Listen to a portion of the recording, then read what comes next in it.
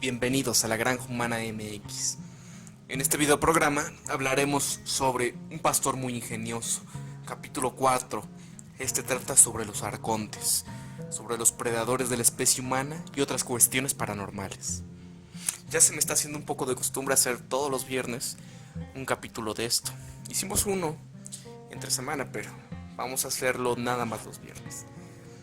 Hace poco un amigo me mostró el siguiente artículo.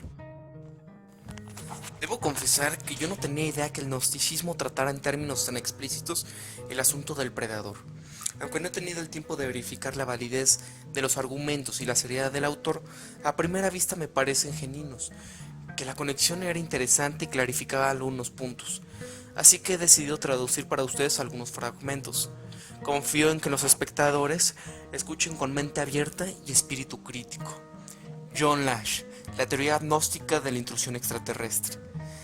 Desde la explosión del fenómeno ET-OVNI en 1947, la especulación acerca de la intrusión en el planeta Tierra ha sido rampante.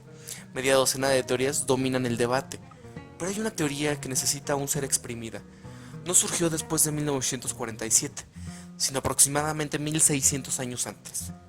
Para ser precisos, la evidencia de esta teoría salió a la luz a través de un descubrimiento en Egipto, en diciembre de 1945. Aunque la importancia del descubrimiento no fue tomado en cuenta, sino hasta, adivinen cuándo, 1947. En ese año, el académico francés Jean Dorés identificó el descubrimiento egipcio de Nag Hammadi como un escondrijo de raros textos gnósticos. Gnosticismo es la etiqueta que todos los académicos utilizan para un grupo de enseñanzas derivadas de las escuelas de los misterios de la antigua era precristiana. Los gnósticos, que protestan contra las doctrinas cristianas, tales como la retribución divina y la resurrección de Cristo, se vieron señalados como herejes y fueron brutalmente reprimidos por los primeros conversos a la única fe verdadera. Esta historia no relata de cómo terminaron los misterios. Desde el año de la señal, 1947, alguna parte del conocimiento perdido de la escuela de misterio ha sido recuperada. Gnosis, saber interno, era un camino de misticismo experimental en el que los iniciados de las escuelas de los misterios exploraban la psique y el cosmos de su grandeza, haciendo uso de plantas psicoactivas, yoga y magia sexual. Entre antiguos videntes experimentaron estados alterados y desarrollaron siddhis, habilidades ocultas, tales como la clarividencia y la visión remota.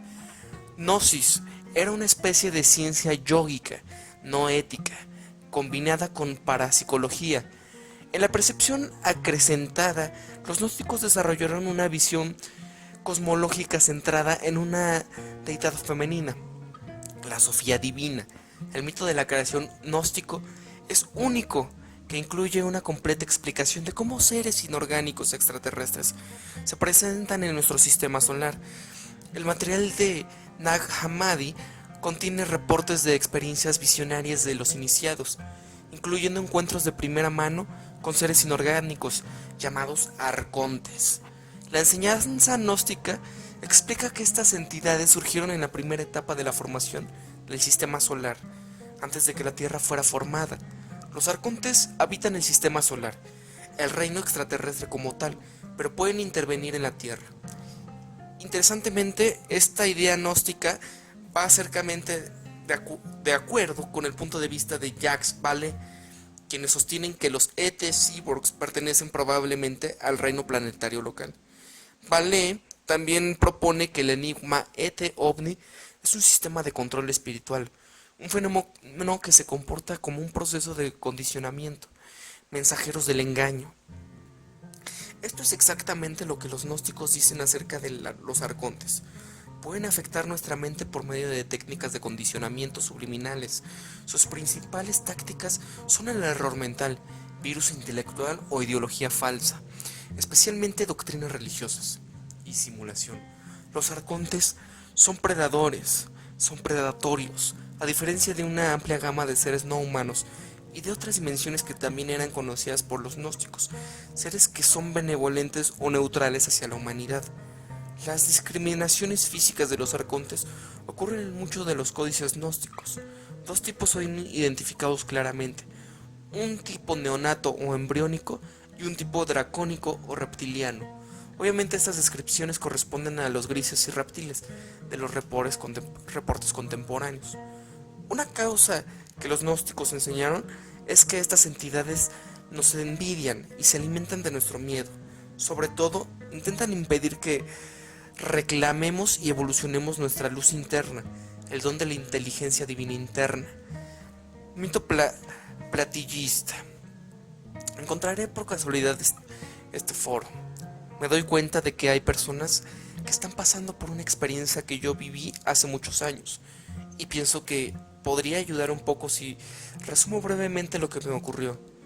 Quizá la lectura de estas líneas aproveche a los que desean fervientemente un contacto con quienes suelen identificar ante nosotros como los hermanos mayores de la humanidad. Todo empezó el 17 de mayo de 1974. Desde aquel día y durante varios meses, todo fue un continuo zafarrancho de mensajes telepáticos, localización de grupos de personas interesantes en el fenómeno, avistamientos, intentos de grabar sesiones en contacto, etc. El momento más crucial ocurrió a las 11 de la noche del 27 de agosto de este año. Aquel día, el grupo de unas 30 personas que veníamos siguiendo con asombro, curiosidad, emoción y tremendo entusiasmo las manifestaciones de estas entidades, tuvimos una impresionante experiencia. Era aquel grupo heterogéneo en el que había 6 o 7 profesores universitarios, varios comerciantes, un editor, un banquero, trabajadores, amas de casa, jóvenes estudiantes, un par de hippies, etc. Una de las cosas extraordinarias era que nos guiaban un par de chicas, hijas del banquero, una de 18 y otra de tan solo 12 años.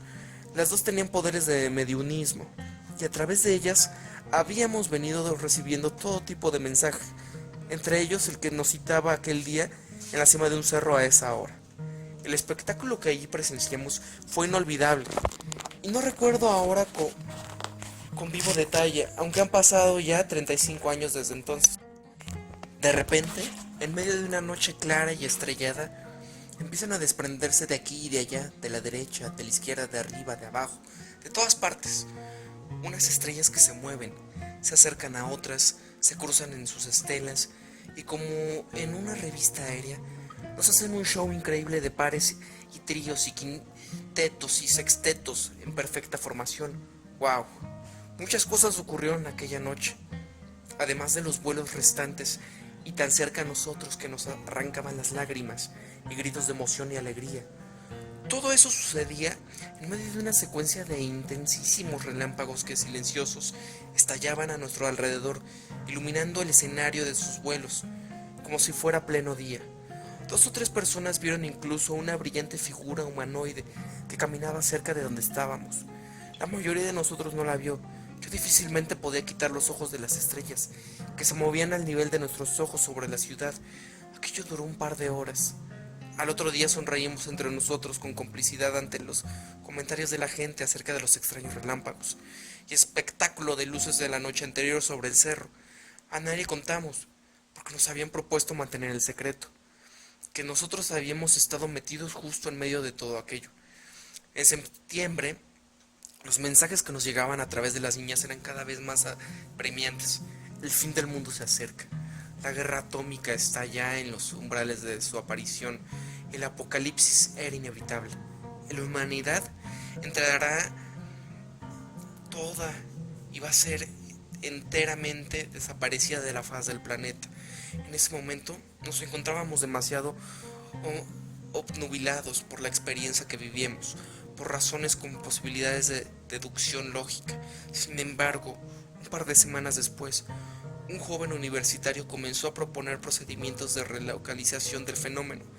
Mientras tanto, las niñas mediums continuaban entrando en trances, anunciando la inminente catástrofe nuclear por una guerra de las dos grandes potencias del momento, de lo que solo se salvarán pocos seres humanos, entre ellos nosotros, pero solo si persistíamos con esos contactos.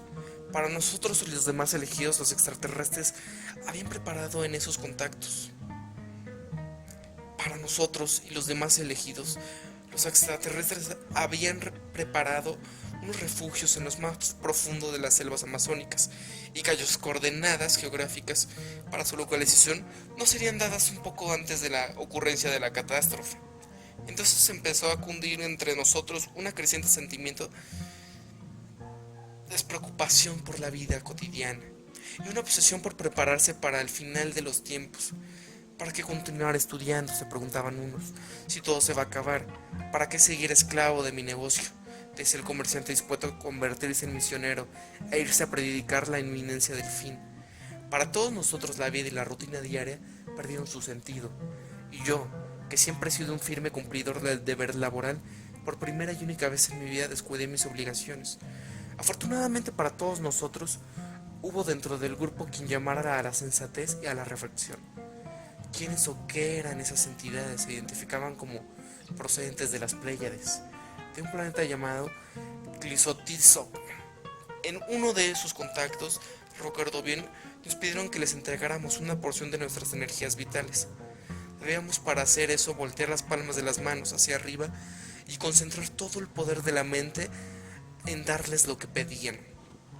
Trataban de tranquilizarnos con respecto a la sensación de cansancio y de sueño que tendríamos en los días siguientes, diciéndonos que eso era parte del proceso de preparar nuestras mentes, haciéndolas más agudas y perceptivas, para recibir directamente sus mensajes sin necesidad de mediums, para que las niñas pudieran descansar. Era evidente que el efecto nocivo sobre ellas tenía en esa actividad y las notábamos cada vez más sensibles y nerviosas, además que adelgazaban a ojos vistos. Cada vez nos hablaba una entidad diferente. Se identificaban sucesivamente con los nombres de Cromos, Ésteris, Sol, Excelsión y Cliptón. Por entonces supimos que un ingeniero costarricense llamado Enrique Castillo, que se hacía muy conocido porque decía haber tenido encuentros del tercer tipo con extraterrestres, lo invitamos varias de nuestras sesiones. Él mismo era un receptor o medium y había estado hablando con un ser llamado Krishnamerk. Cuando él y yo analizamos su experiencia, lo primero que notamos es que ese era un nombre de evidentes raíces sánscritas, lo que no dio interesantes pistas acerca del posible origen de la infinidad de dioses hindúes.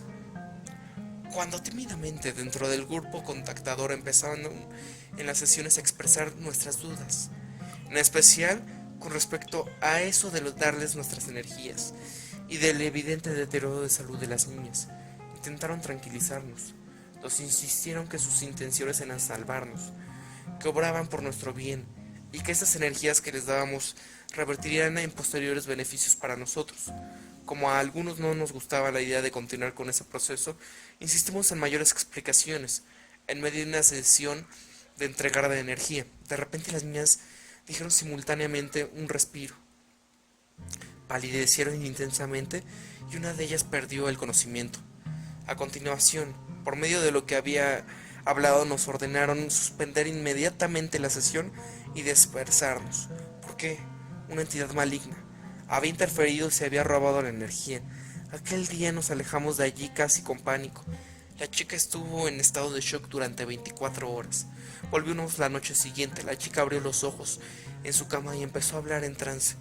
Ante nuestra insistencia acerca del peligro que podía implicar para nosotros, nos dijeron que a través de ella, que nada teníamos que temer, que ellos no eran como otros seres indeseables, como ese que nos había interferido y cuya intención era aprovecharse de los humanos para robarles sus energías. Por supuesto que prometieron protegernos de ellos, alejarlos de nosotros y hasta eliminarlos. Como se incrementaban las sospechas entre los más intelectuales del grupo de que estábamos siendo utilizados por algo o alguien con fines muy poco claros y que era necesario suspender esas sesiones y terminar de una vez con estos contactos, actuaron entonces sobre las niñas. Ellas comenzaron a recibir mensajes aún fuera de nuestras sesiones, interfiriéndoles su vida diaria y sus estudios.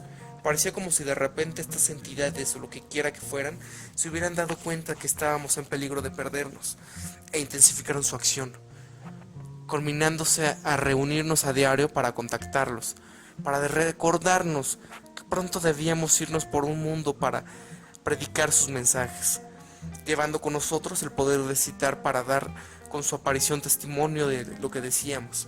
Hacían vistosas apariciones sobre las casas donde estábamos reunidos. Nos invitaban a asomarnos a las ventanas y constatar su presencia.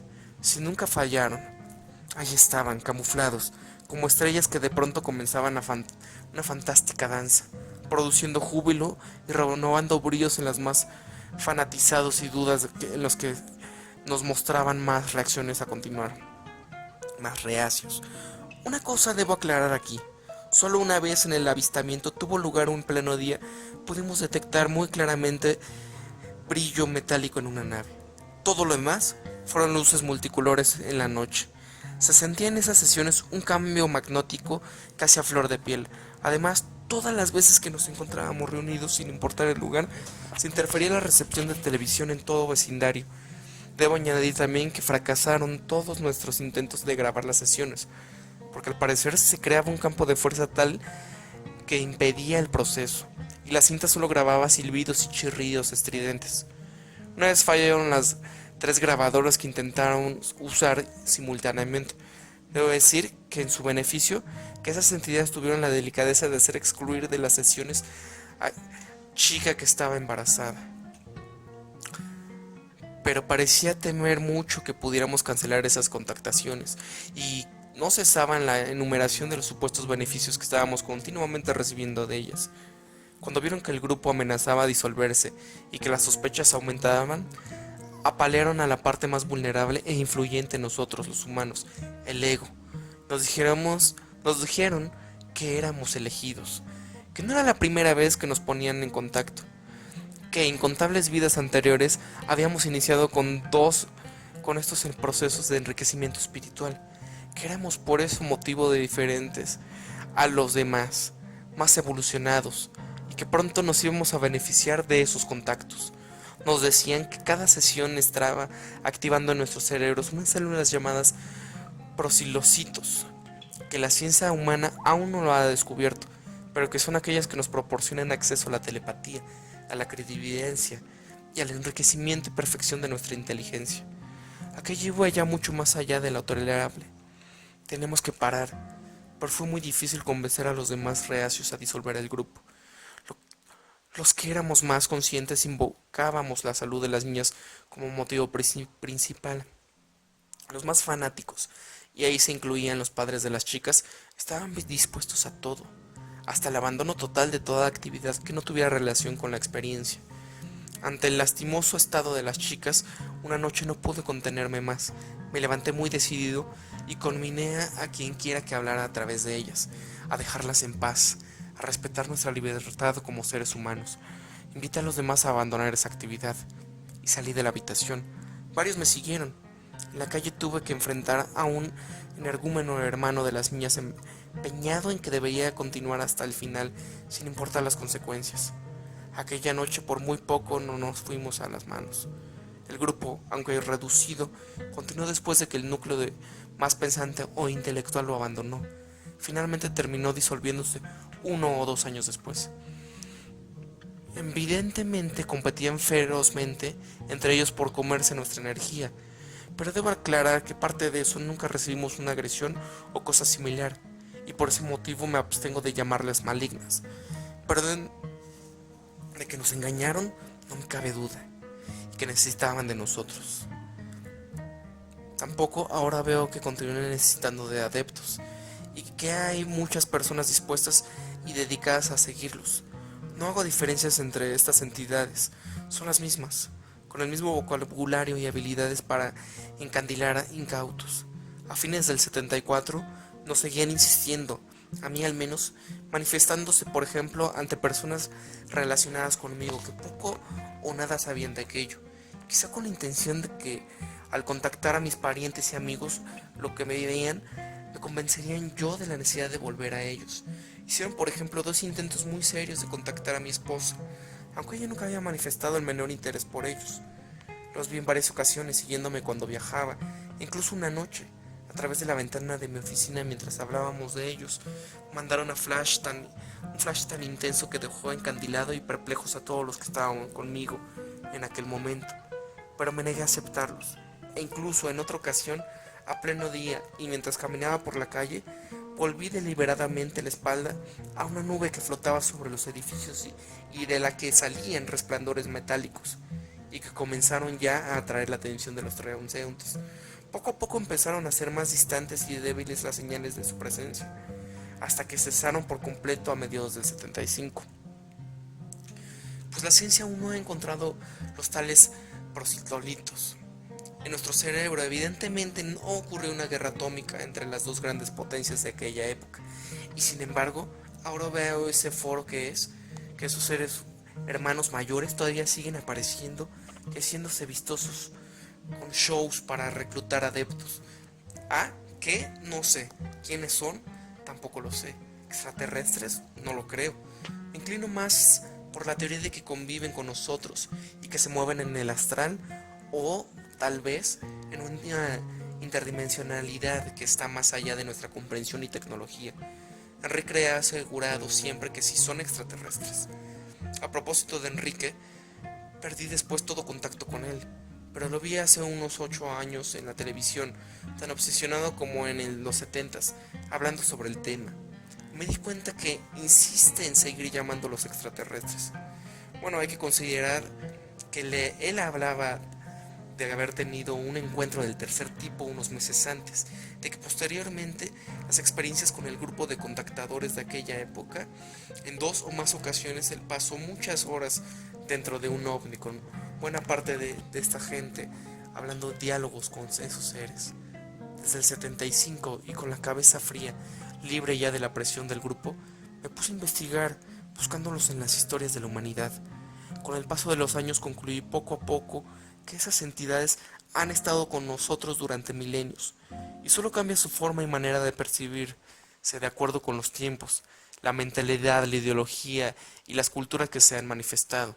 En los tiempos bíblicos eran ángeles, en Persia eran jinns, en Arabia eran Efrit, en Caldea eran los Igis y Nibiros, en Europa del Norte eran los Aesir y Vanir, en Irlanda y todo el folclore celta aparecían con diferentes nombres, tales como Tuatha de Danann, Leprechaun y muchos más. Entre los druidas escoceses eran los espíritus del bosque, en Mahabharata son los Vimanas, y en todas partes la manifestación viva de las divinidades locales.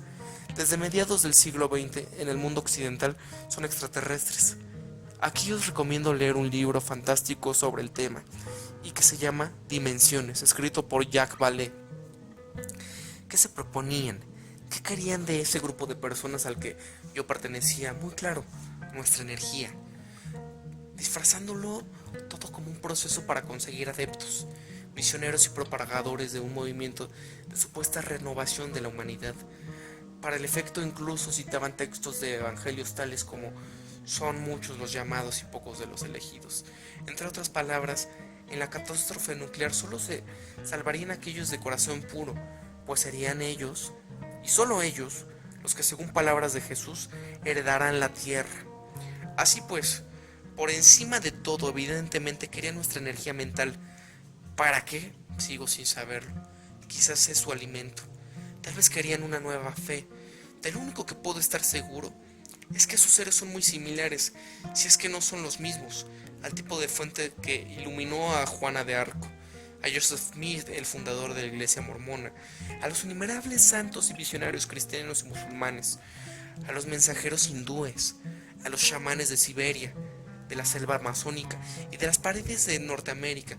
Sospecho que Quetzalcóatl, Manco, Capac, Pochica, Kukulcán y todo el larguísimo etcétera de dioses nacidos de la Madre Virgen encarnados como humanos formaban parte de ellos.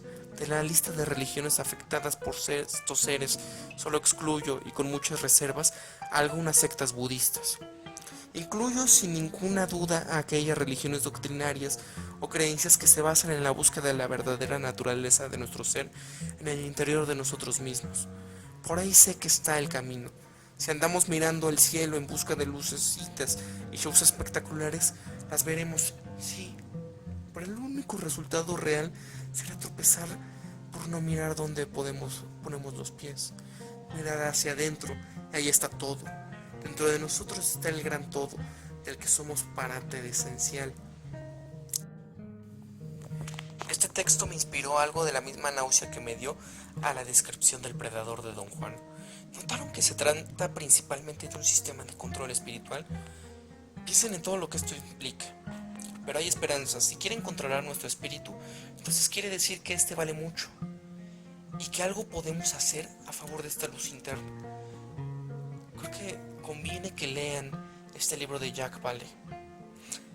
Ahora bien, quisiera que todos en la sección de comentarios puedan poner qué opinan de esto.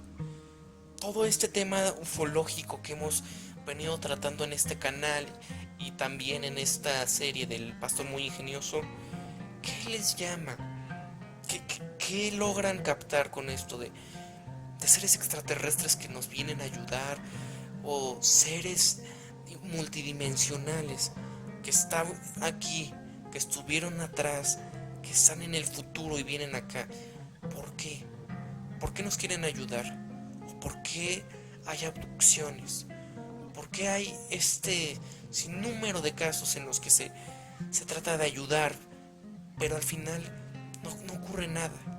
No hay una ayuda de verdad. No hay un cataclismo como tal. No hay un diluvio universal. No hay una guerra nuclear todavía. No nos ha salvado nadie. ¿Se acuerdan de la Virgen de Fátima? ¿Se acuerdan de sus predicciones? ¿Qué pasa? ¿Por qué siempre querer asustar a las masas? ¿Por qué siempre querer controlar la conciencia colectiva para ciertos fines? Para poner a la gente en cierto modo psicológico. Muchos dirán, todo lo de los arcontes es mentira. Y sí, puede ser más de lo mismo, ¿no? Y más de lo mismo, ahí cae en la paradoja. Porque ¿qué se está alimentando de nosotros? ¿Qué acaso tenemos en nuestro cerebro algo que nos indica hay que creer? ¿Tenemos un ser superior? ¿Necesitamos un salvador? Esto pasa en todo el mundo. ¿Qué pasa con esas naciones en donde están muy atrasadas y viven una vida dependiente de otras potencias? No digo que esto las atrase, nada más, esta ideología, porque viene de mucho tiempo atrás el por qué han sido así. Pero la ideología que traen es una ideología que las atrasa más. El pensar en que necesitan de un salvador. Son sociedades muy religiosas. Son sociedades que dependen mucho de la ayuda del primer mundo para sobrevivir, con ayudas económicas, préstamos, con tecnología, etc. Y la gente de estos países no es capaz de generar tecnología por sí mismos. No es capaz de pensar, yo lo voy a hacer, yo quiero diseñar esto para que se venda aquí. No, todo lo traen, toda la moda, todo. Incluso todo depende para ellos en qué presidente va a ser electo. Cuando todos sabemos que la democracia es una mentira. Es solo un show, un juego para gente que está en esferas de poder más alta, controlar a los demás y aprovecharse de los recursos. Entonces, como dicen, lo que es arriba es abajo. ¿Y qué hay arriba de estas personas? Si abajo aquí en la punta son los Rockefeller, los Rothschild, los Onassis y demás, ¿qué hay arriba de ellos? ¿Qué hay en los otros planos? ¿Y para qué nos necesitan? Somos muy importantes, como dice el texto. ¿Por qué nos necesitan? ¿Por qué no nos han hecho ese daño, como se dice, ¿no? Sino simplemente solo absorben la energía y ya, y van cambiando. Si antes eran dioses, ahora son extraterrestres. En un futuro, ¿qué puede ser? Nosotros mismos del futuro trayéndonos al pasado. Pudiese ser, pero bueno, este video ya se alargó y espero verlos en los próximos videoprogramas. Por favor, no olviden compartir este video. Esto nos ayuda mucho a llegar a más personas y así poder continuar con más investigación del misterio. Hasta luego. Que tengan un buen fin de semana.